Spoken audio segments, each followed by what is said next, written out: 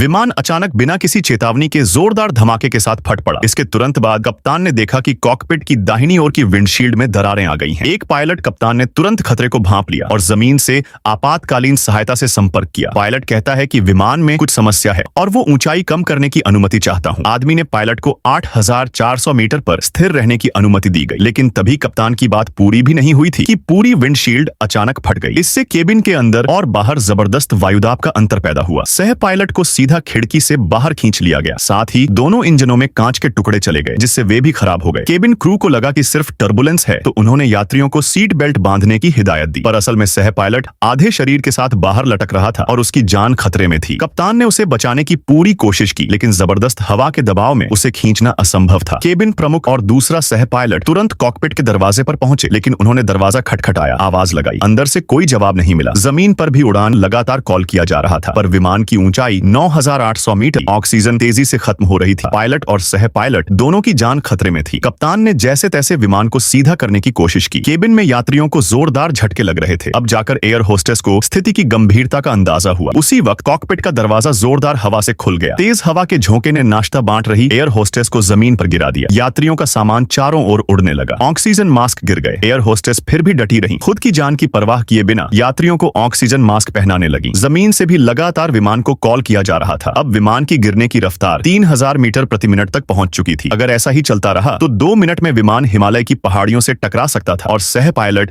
अब भी खिड़की के बाहर लटका हुआ था और एरोप्लेन भी नीचे की ओर गिरने लगा। तभी पायलट ने प्लेन को ऊपर की ओर मोड़ा। इसकी वजह से सह पायलट बच गया और सब लोग पीछे की ओर जाने लगे। तभी एक दूसरा पायलट आता है और सभी पायलटों को ऑक्सीजन मास्क पहनाता है। तभी पायलट ने आपातकालीन संकेत भेजा। जमीन पर तुरंत प्रतिक्रिया हुई। सभी प्लेन की उड़ानों को रोका गया। रनवे खाली किया गया। पुलिस, मेडिकल, फायर ब्रिगेड तैनात कर दिए गए। यहाँ तक कि फाइटर जेट्स भी भेजे गए ताकि विमान की सुरक्षा की जा सके। दूसरे विमानों U-873 से संपर्क बनाए रखा, पर इस वक्त U-873 अभी भी 7,000 मीटर की ऊंचाई पर था। उन्हें 3,000 मीटर तक उतरना था ताकि ऑक्सीजन मिले, लेकिन जहां वे थे वहां की हिमालय की ऊंचाई 5,500 मीटर थी। उन्हें तुरंत हिमालय की पहाड़ियों से निकलना था।